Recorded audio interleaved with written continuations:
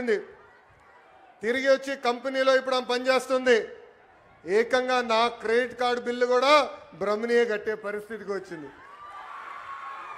నేను ఈరోజు హాయిగా ఇక్కడ తిరిగి మీకోసం సేవ చేయగలుగుతున్నానంటే దానికి కారణం బ్రహ్మణి మొత్తం మా ఇల్లు చూస్తుందని మహిళలందరికీ నేను తెలియజేస్తున్నా. అంతేకాదు, మా అమ్మమ్మ పేరుతో బసవ తారకం క్యాన్సర్ హాస్పిటల్ ఉంది హైదరాబాద్లో. ఇప్పుడు ప్రత్యేకంగా అమరావతిలో కూడా ప్రారంభిస్తున్నారు. అక్కడ మా డైరెక్టర్గా నిరుపేద కుటుంబాలకి అహర్నిశలు సహాయం కూడా చేస్తుంది. స్త్రీ శక్తి, ఈరోజు స్త్రీ శక్తి కార్యక్రమం ప్రారంభోత్సవం సందర్భంగా మీతో కొన్ని విషయాలు మాట్లాడాలనుకుంటున్నా. కొంతమంది మహిళల్ని కించపరిచే విధంగా మాట్లాడుతున్నారు. మహిళలు ఎంత బాధపడతారో నేను స్వయంగా నా ఇంట్లో నేను చూశాను. ఆనాడు శాసనసభ సాక్షిగా మా తల్లిని అవమానిస్తే మా తల్లికి 3 నెలలు పట్టింది కోలుకునేదానికి. తెలుగు వాడుక భాషల్లో కొన్ని పదాలు ఉంటాయి. చీర కట్టుకున్నావా, గాజులు తొడుక్కున్నావా, అమ్మాయిలాగా వేడవద్దని కొన్ని పదాలు వాడతారు. అవి ఎప్పుడిన్నా నాకు చాలా బాధ కలుగుతుంది. అలాంటి పదాలకి మనం ఫుల్ స్టాప్ పెట్టాలని ఈ సభాముఖంగా ఆంధ్ర రాష్ట్ర ప్రజలు నేను కోరుతున్నా. అలాంటి మాటలు ఎవరన్నా మాట్లాడితే మాట్లాడదని చెప్పండి. ఎక్కువ తక్కువ మాటలు చెప్పండి. అన్న లోకేష్ చెప్పాడు తోలు తీస్తాడని. ఈ సందర్భంగా గౌరవ ముఖ్యమంత్రి గారిని, ఉప ముఖ్యమంత్రి గారిని ఒక విషయం కోరాలనుకుంటున్నా.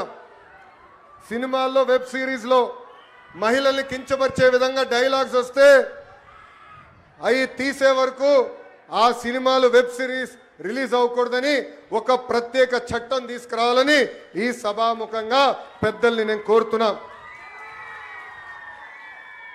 మహిళా భద్రత గురించి అందరూ మాట్లాడతారు, అనేక చట్టాలు తీసుకురావాలంటారు.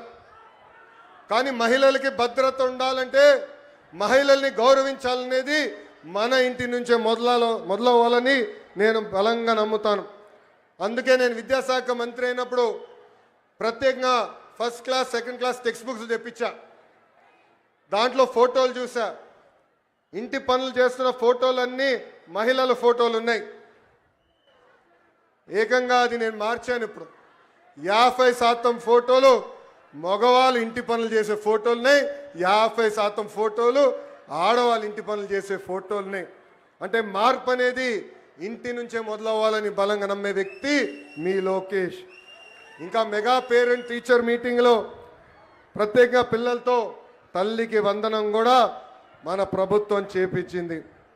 ఇప్పుడు స్త్రీ శక్తి పథకం ద్వారా ఉచితంగా బస్ ప్రయాణం కూడా మన ప్రభుత్వం ప్రారంభిస్తుంది. ఈ పథకం మహిళలకు మరింత శక్తి సమకూరుస్తుంది. చదువుకునేదానికి, ఉద్యోగాల కోసం కానివ్వండి, ఈ స్త్రీ శక్తి పథకం ద్వారా మీకు భారం తగ్గిస్తుంది. ఈరోజు బస్సు ప్రయాణంలో మా అక్క, చెల్లెలు, పెద్దమ్మ, చిన్నమ్మలతో మాట్లాడా. వాళ్ళందరితో మాట్లాడినప్పుడు నాకు అర్థమైంది, కనీసం నెలకి 1500 రూపాయల భారం మీకు తగ్గుతుందని. 2019లో సంపూర్ణ మద్యపాన నిషేధం చేస్తానని ఒక రాక్షసుడు అన్నాడు.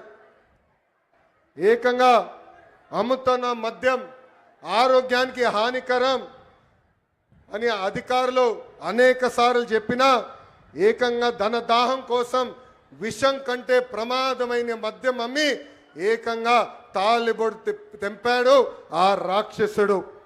మహిళల్ని ఏకంగా అగౌరవపరిచారు. నేను చూశాను, పాదయాత్రలో మహిళల్ని కలిశాను. మీరు